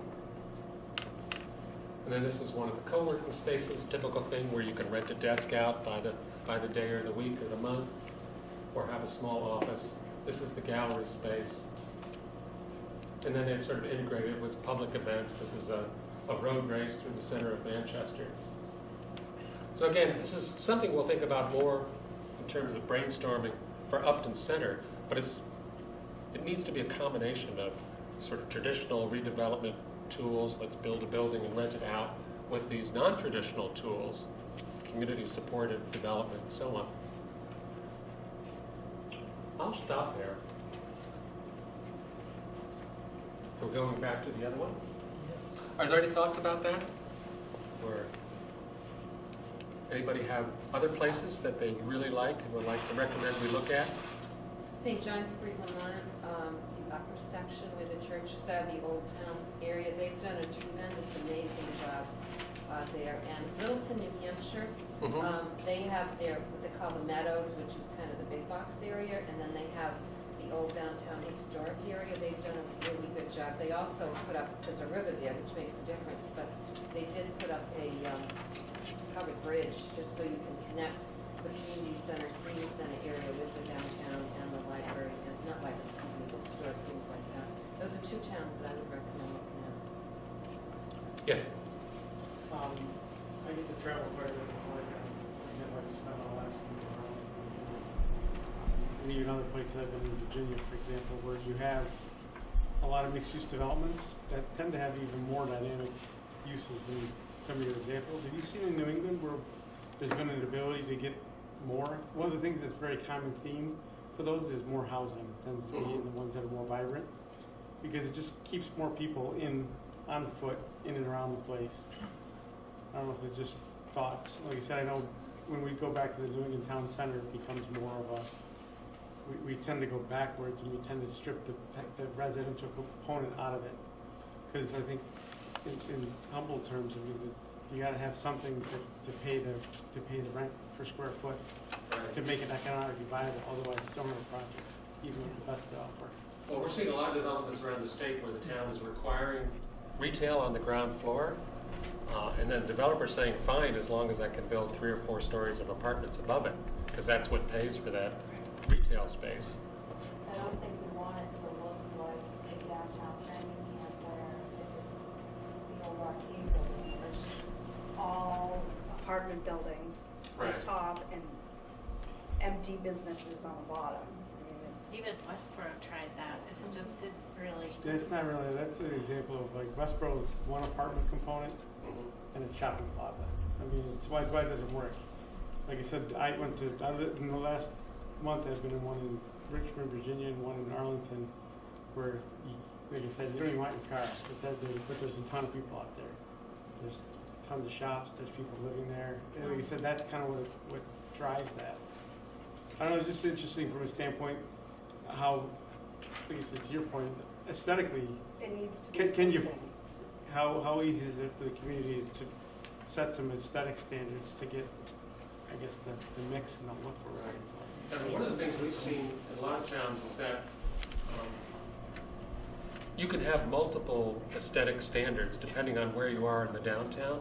Like most old towns, like West Concord, there's an area that used to be, next to the tracks, which still might have the oil company and the automobile service stations and stuff, because that used to be the industrial district of the town, because it was next to where the railroad station was. And now the railroad typically has left, but those kind of ugly uses are still there. But it makes an ideal spot to build some inexpensive fairly high-density housing or whatever you might need that's not really visible from the main street. So you can have one set of standards for the stuff that you see, that you're walking next to, and you can have another set for the stuff that's sort of the back lots, if you will. So we'll be looking for those opportunities here, if they exist. The other thing is, and none of these, of course, we're proposing for Upton Center, right? It's more trying to understand trends and thinking about, well, why did that work in West Concord, and what's the version of that that will work in Upton Center? Because we know we're not going to tear everything down and build 4-story apartment buildings in Upton. But we could build maybe that one apartment above a shop. Maybe that helps to pay the rent for the shop. Who knows? One follow-up where the state is headed with affordable housing. I mean, the governor's, it's one of his top priorities for good reason. We're probably the second most unaffordable state in the United States of America. And we don't have people staying here. I work for an architectural firm that's national, and our office struggles the most because housing. People cannot afford to live here. So nobody's going to come out of college and come here. You can't rent an apartment for $1,000, $1,500 bucks. Yeah, the whole concept of affordable housing is changing because suddenly, ordinary people with jobs, good jobs, can't afford to live in Boston. So it's like we need affordable market rate housing, and we need affordable housing for people to really need affordable housing. Yes? I know I'm dreaming, but I wanted to bring up another town. I was thinking of Woodstock, Vermont. That's really dreaming. But just like all the different shops, I mean, not that many, but on a much smaller scale. But kind of keeping the old buildings, but still incorporating new shops. People run their businesses there. There's a common, and they've kept it New England. That's an excellent segue to our. Were there any other key comments? Sorry, go ahead. A local town that I think has a lot of the same challenges that this area does is Grafton Center. They have a lot of small businesses located in their historical buildings with low-income apartments mixed in with their houses that are too expensive for anybody to afford, all within walking distance to the town center that the community likes to go to. So I think that would be a good example for us to look at. Yes. So 2 separate comments. One is to the whole housing and the economy and being the second most expensive state. Massachusetts is the most expensive state in the country when it comes to childcare. So by far, it's at least it's up to around $20,000 a year per child, infant, from newborn to age 4 per year in Massachusetts. So if you add that into, say, just the average salary and someone trying to live within their means, it's virtually impossible. Then the other side to my other comment was, one of your first slides was the original house where I think the Nevermind shop is. Yeah. So I think it's we need to go back, focus on what the original buildings, the structures were, the design, and go based on that. Not redesigning our downtown to look like another town, but to design around what it originally was. What a great segue. To piggyback on the childcare, there's also a big drought in this town of childcare providers, daycares, after school. The public school aftercare program has to close its doors. So maybe if there's a community center, there's an after-school program that they can bus the kids, and then you can get an ice cream cone. It has to do with regulations in Massachusetts. So it's not necessarily that no one wants to run it. It's that Massachusetts, also the reason it's so expensive is they have the most amount of regulations for child safety and child care, which is why they can charge so much. And they have all these requirements for employees for child care. Something else we don't have. One more from Mike. Thanks. Preservation of the church is very important to me, and I'm wondering if at a future meeting you could present us with some examples how other communities have preserved their churches, how they've developed reuse plans for them. Focus, on a specific type of building, i.e. an old church. So, thank you. So great. So we wanted to talk about history because we've heard that history is important in Upton Center. So these are slides we showed at the last meeting. Just going to review them quickly and then we'll talk about history and what's important to you and what you feel like you need to know. So that's the Southwick Tavern in the middle of the image that was replaced by the Town Hall. Upton Center in 1888. Go back to that. Oh. Bingo, make it look like that. Three Georgia West. No. With the common. This is what's now 140. So this is the Catholic Church. This is the Methodist Church. This is the old Methodist Church, which is now the library. This is the common, and this is the big sort of. At this time, it was a big dirt area in the middle. And 140 kind of came in as a T instead of making a big gradual curve that you can go 70 miles an hour through. So you want it just like that? There you go, it's all done. We'll have to start going to church again. Well, according to the paper, that's why it's up.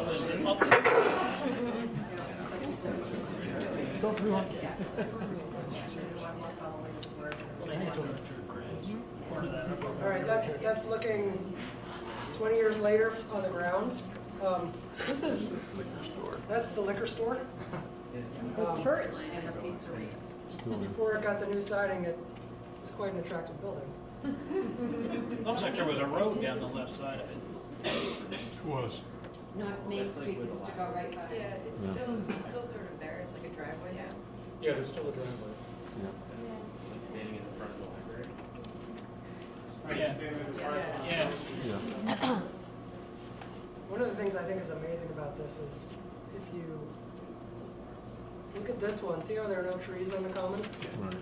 Right? No, that's trees. Yeah. Somebody decided to plant some trees and it's short in the time scheme of taking pictures. It's long in their lifespan. You know where the green building is? I think it's a yoga place right now, massage. That building did a really nice job of keeping the old historic look of it, but it's attractive and you want to go use that building. You want to patronize that that business. So that kind of look I want works. to add to that. I was just there last week. They told me 30 to 40 new customers are coming in a month. Yeah, she's trying to get more So parking. people will come. Yeah. You make things. It's going to ruin the downtown. Too many people. All right, so what do we need to know about history to make this process successful? Or what do you already know about history that you feel like is essential? So what about all the agriculture? Town, I mean, we know certain parts of town, but there's also, it's still, in some parts, there's a lot of agriculture farming wise. Not a lot like Kelly's. Oh my God. I mean, but just, not necessarily just working farms, but Recreational agriculture. recreational agricultural farms. Like, No, I'm just talking in general, no, I was just trying to place it, that's all. Like, if you think about the old Sweet William Farm, they still have a horse, they still have the horses down there? No, Or they got that's a flower farm now. Okay. on But Dove Street? who own The Five Forks? large horse Yeah, farms? you say Sweet William. So history, is it important to save every building that exists in Upton right now? I think it's too late. I think what you have to Right preserve now, is, there's not many. I It think what you're doesn't trying look to, like that. I think We what you're need trying to to preserve is prioritize. the essence of what Upton was in the downtown.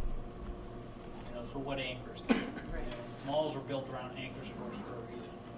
The towns evolved around the town common and a central point for a reason. And so I think Upton Center is framed by the four large buildings that still exist in one way, shape, or form or another. The town-owned church building, the library building, the town hall, and the church, the active church, and then the pizza place. Right. Those five buildings, given their size and what goes on in those buildings, sort of is the anchor of the essence of what was, is, and I think people still want Upton to be, or Upton Center to be. I think we're being a little premature to ask that question. I would rather see us think in terms of what our needs are rather than what the solutions are yet. I think it seems early to be thinking about that. And one thing I don't think we can address in this part of the town, but that we also don't have in town at all, is assisted living. I just wanted to mention that because there's so many people who have grown up their whole lives in this town, and they all have had to leave town when it got to be that time of their lives. So there's something in the back of our minds for some other time, but it's a problem. We know a lot of people who have lived in this town and had to leave when they get to that point because there was nowhere for them to go. And what I said earlier will feed into that. People moving into the 3 developments, 55 plus, they're going to be 85 plus. And we intend this to be in our last home. We're going to need assisted living somehow. I think you just speak for yourself. So I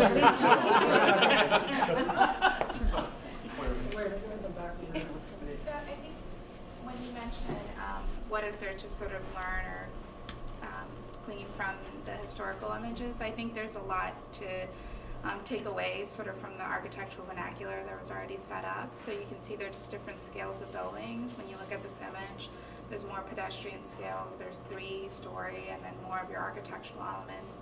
So I think taking cue from that, not necessarily saying we're going to replicate what existed there, but understanding that there was an architectural vernacular that was already set up, that had a diversity of scales to accommodate different uses for the town center, and then also this emphasis on the pedestrian realm and really safe, prioritizing people over cars. In this town center, I think were key learning lessons that we can move forward as we start to envision what the master plan could be for the future of Upton Center, without necessarily saying that we're going to replicate what existed before. Just sort of piggyback on that. If we were to put like new buildings in that space that has the Nevermind shop in the old arcade block, it would be nice, especially with the expectation that we would want to put a mixed-use building in there with apartments, if we could, if not replicate, at least sort of evoke the style that was there before. Right now, because that building has been so degraded over time, even though part of the structure is still there, there's nothing that sort of evokes the old way that it was, and it would be really nice if we could encourage whatever development that happened to sort of bring that back, even though it would be like a new structure or whatever actually built that. Or maybe match the town hall. Right, Or some sort of, complement. like you said, Complement. be in the same vernacular architecturally so that it didn't jar. Well, it's an interesting question. I like what you said about focusing on, not on solutions, but really focusing on needs at this stage. So why do we need this stuff? But really focusing on needs at this stage. So why do we need this stuff? Why do we need history or historic buildings at all? They're not very efficient. They cost a lot to heat. We can make modern buildings that are very beautiful. Keeps with a the lot character. of vegetation. Keeps the character of What our- is it about the character that's important? Why do we need that? It's an identity. It's our heritage. Where we came from, 1800. It's an identity. It's who we are. It's pretty. I honestly think if it's done well, that's what keeps money coming. I mean, someone recently visited from Washington State and drove through Grafton to get to our house and was like, wow, that was so beautiful. Some people never, we take for granted that we grow up in these towns, but some people never get to see the towns like this. Having lived in Pacific Northwest for 20 years till we came back here, I can relate to what you say. There's something very, very singular about New England towns that really does set them apart from most of the rest of the country. There's a development up in, where's that friendly's on the road here? Marlborough.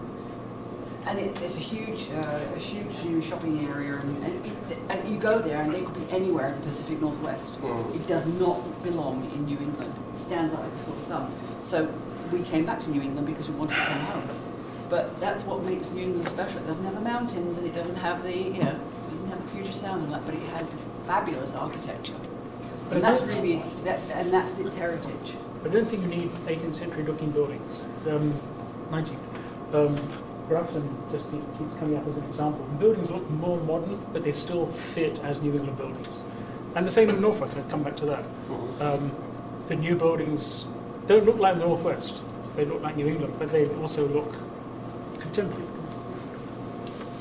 You know, I can go downtown in Upton today, and even though it has changed, and changed since I've been here, and I've seen pictures that it changed before I came here, I can still go to the Historical Society and look at pictures and say, oh yeah, okay, well, I can recognize that, even though it's changed a little bit, or they used to have these huge cattle shows in the Common. You know, you just have this sense of belonging, a place of the heart, I guess, or as somebody used another term before, but you still, it's Upton. And if you, as somebody said, retain the anchors, excellent idea, but also, look, we're kind of focusing on just that common area, and look just a little bit beyond at the fringes, too, because you can preserve what you have and come up with some adaptive uses, which is what saves old buildings, but you can also reach out a little. Beyond the VFW, there's a space, at one point in time, they talked a little about a little mini mall. Okay, what's going on with that? That kind of died. Should we look at that parcel? I know there's another parcel we've talked about looking at. And let's talk about the traffic, and let's see, I think the plan you have for the design of how you want the streets to be and where you want them to come out, and how you want to avoid all this congestion in one place, that's going to kind of dictate, too, your space and what you can do in it. Right. So I think it's really nice to have something that's aesthetically pleasing and beautiful and all these things, but I think it's also really important to understand that demographics are changing in the town, that a lot of people are being pushed out to the 495 belt to commute into Boston, and what's going to keep me in this town is having a place where I can recreate, I want to spend my dollars here. I don't want to go to Hopkinton. I don't want to go to Grafton Center to spend that money. So I think a lot of this comes down to economic generation and vitality for the town, and really using this sort of commuter community that's the reality of most of the people that work in this town, and leveraging that for the vitality and the use of the town instead of spending my dollars somewhere else. I actually work in Hopkinton, and the amount of people I've had to explain, yeah, Upton is that little town with a terrible road that we just keep patching because we're going to eventually have it replaced. A lot of them didn't even realize that they actually are passing through Upton. They have no idea what the name of the town is. Big sign. We've renovated 2 old buildings in Upton. The Town Hall, which was built in 1884, and Mill House, which used to be the place where straw hats were made. And at one time, that was the largest manufacturer of straw hats in the country. And that building has been renovated, repurposed for housing.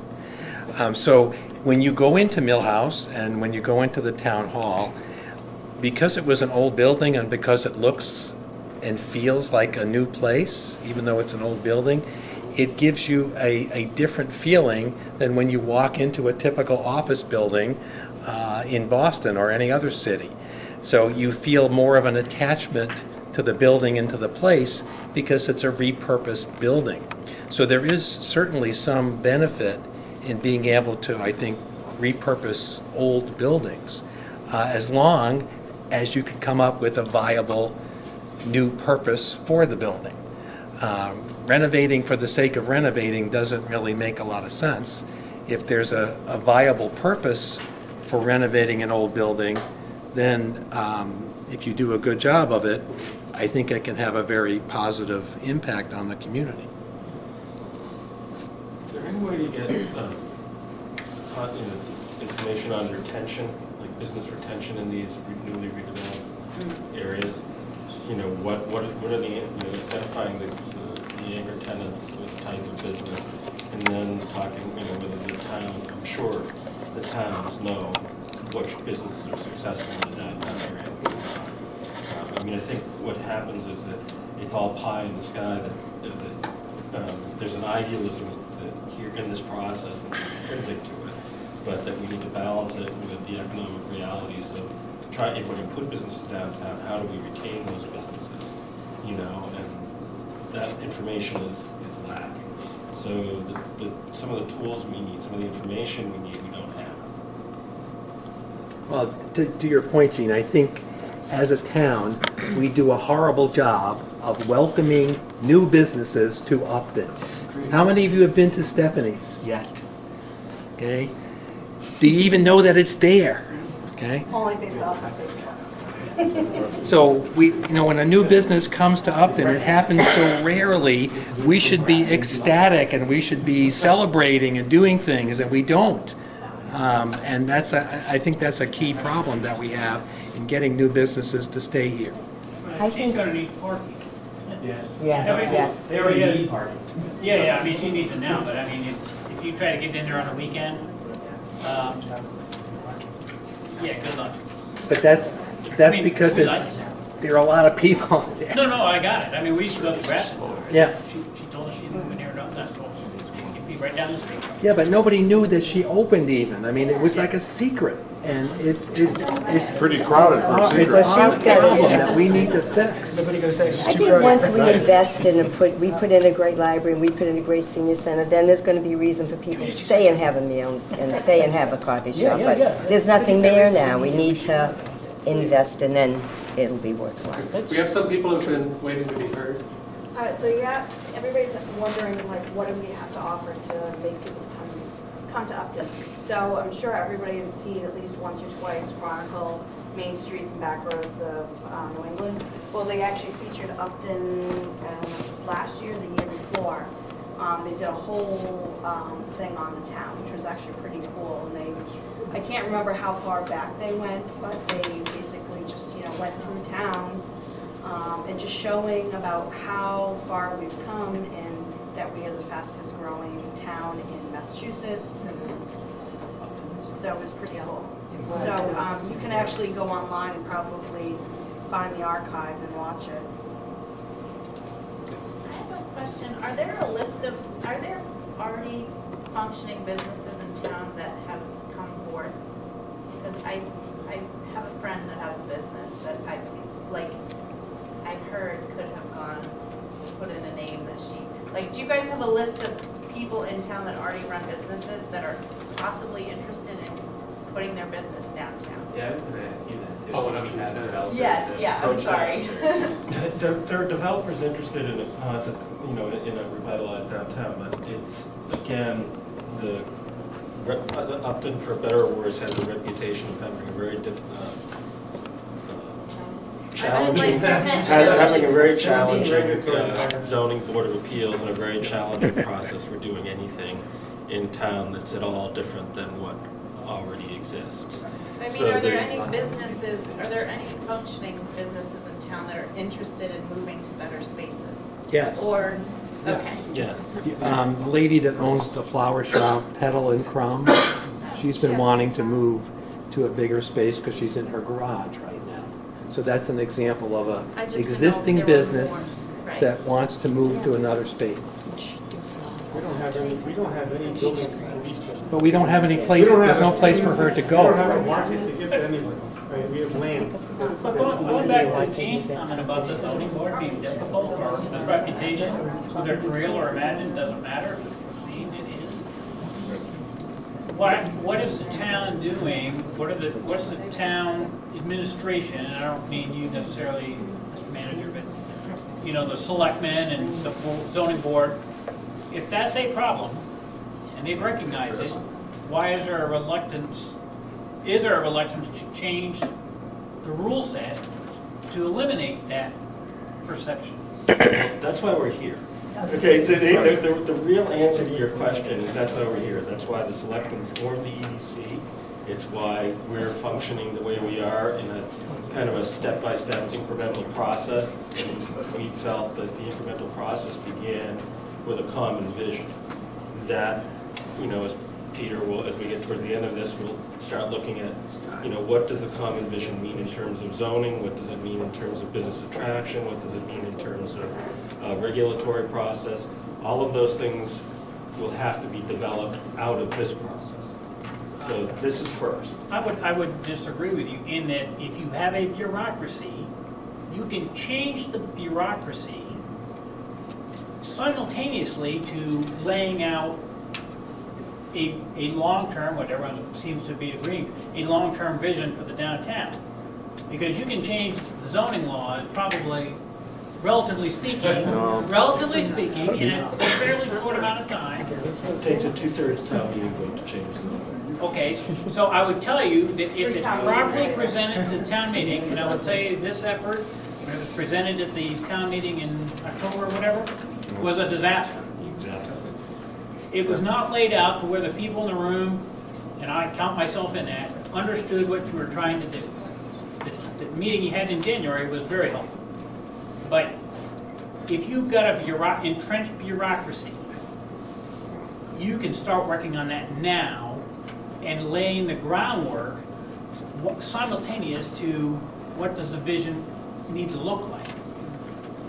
Well, it's a good point. We did promise to get you out of here by 9. I want to be sensitive to that. Well, I don't think there's any ball games on tonight. Usually we're trying to get home and see a Red Sox game.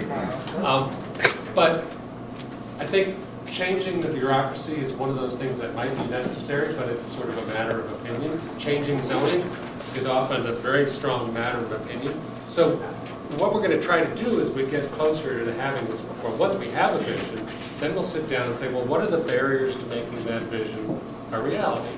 Some of those might be, we have to change zoning in certain ways, and hopefully all of the visioning and stuff that goes into this will make it clear why we need to change the zoning in certain ways, and people will see the reason and say, oh, okay, that's our experience. If people can follow the narrative, then it's easy to change the zoning. If they haven't been involved and they don't understand it, they'll vote it down just because.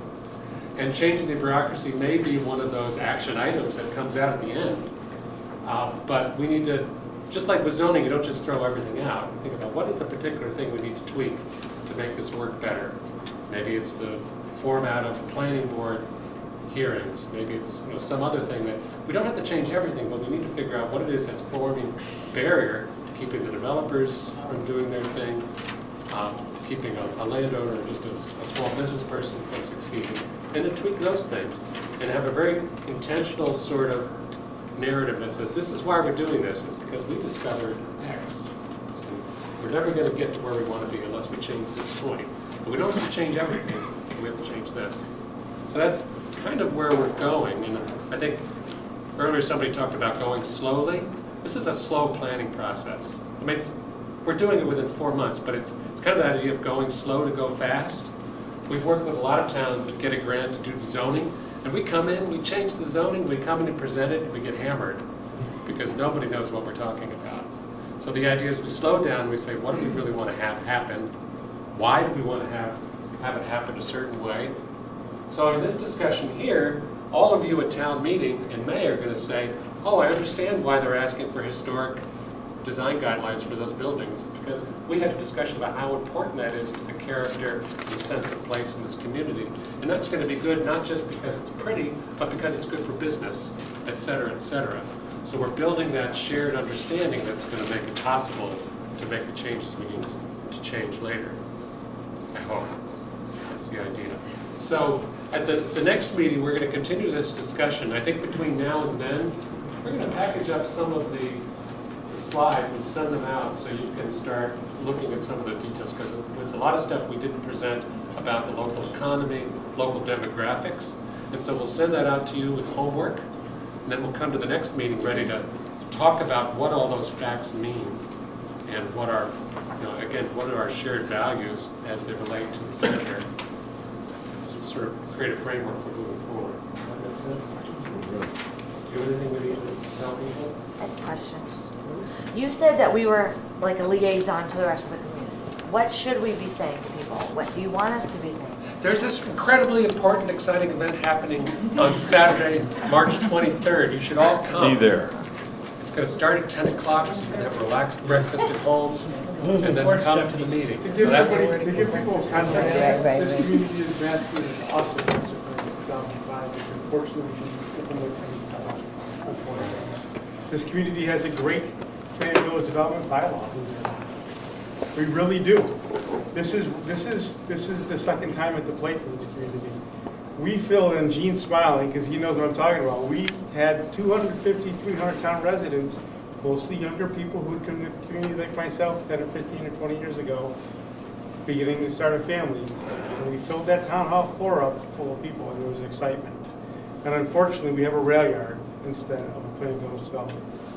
So this community really needs to rally, especially the younger people, to show up to town meetings, to show up to town hall, take a little time to get involved in a committee. We're not asking you to, like, you know, do it 20 hours a week like people like I do.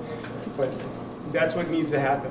The younger people and even of all ages need to create a little more of a buzz that this is going to be a positive thing and a good thing. So, a quick question: will the members of this committee that have volunteered, will our information be put in the crier or like somewhere so people can know who's on the committee?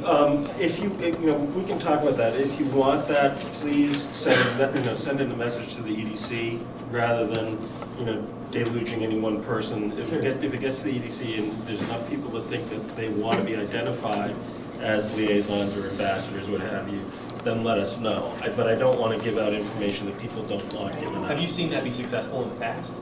Have you ever done something like that? Where a committee, we're all volunteers. Very frequently, there's a steering committee or working group that's usually it's appointed by the mayor or the town council or something to do something. It's kind of unusual to have this many volunteers just serving as a collective working group. And I guess so. The answer is yes and no. I've seen it done with smaller groups. I haven't seen it done with a group this large. Without naming names, you can just read this list. To show that there's a cross-section of the community represented here, and a lot of different interests going into this. And we need to manage town meeting. We need to be able to make sure that we treat this as a political campaign, town meeting. But a good start is to say, yeah, your neighbours represent you because of this huge list here. And don't make no mistake about it. This is a political campaign. Yeah. Okay. Absolutely. This is all about the politics of development and what we want the town to look like 10 years, 20 years, 50 years from now. Because the kind of zoning, the kind of things that we're talking about in the master plan, this isn't 5 years from now. It's going to be concrete in the ground. This is a vision that's guided by zoning and proper planning that takes the town from here to there in the vision. And that there is a long way away.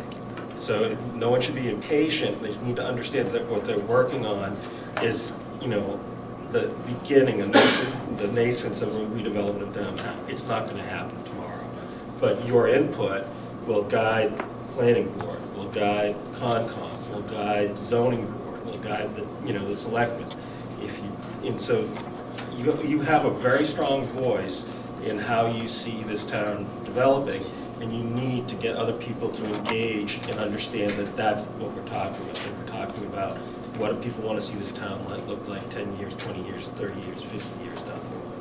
What would be useful is if something like that could be put into a little blurb. Yeah. I'm an admin on a Facebook page, and you did a great job at the beginning going out to community groups, and each group put it up on their listserv and websites. So if you had like a blurb and maybe a couple of historic pictures or whatever, and you could send it out as sort of a PR about the March meeting, I'd certainly share it on our Facebook page, and I'm sure there are others who would share too. I wonder if it would be useful to have sort of what came out of this meeting, maybe in the town crier, so everyone from town could know how this is progressing. Because that's the thing, that people just didn't know what was going on before. So we've got this group, and I don't know if what comes out of here, we should let people know. So we're not getting individual phone calls so much, but just that this, quite a bit happens at these meetings, and maybe that's what people would want to know. I don't know. But I also think that the reason that we're trying to ensure that you guys are representative is so that you use your own social networks to spread information, and mostly to listen to your neighbors and your friends and the people you talk to. Listening is really important. Your job is not just to tell us your opinion, but to tell us the opinion of your neighbors and to synthesize all that in your head and come and be able to speak about it clearly and succinctly. This is democracy, right? It's not just electing somebody else and having them vote for, make decisions for you. It's talking to each other in a group and having the best choice arise from the wisdom of the group. Thank you.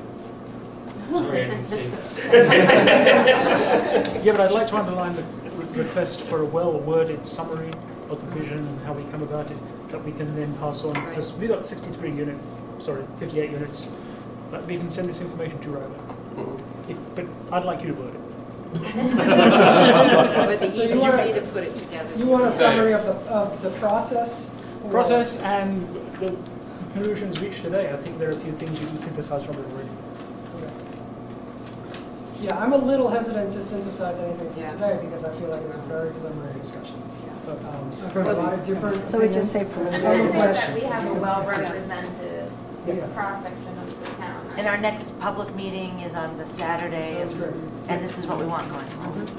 Yeah, no, I think we'll put something. I bet It's if he always- serves some alcohol.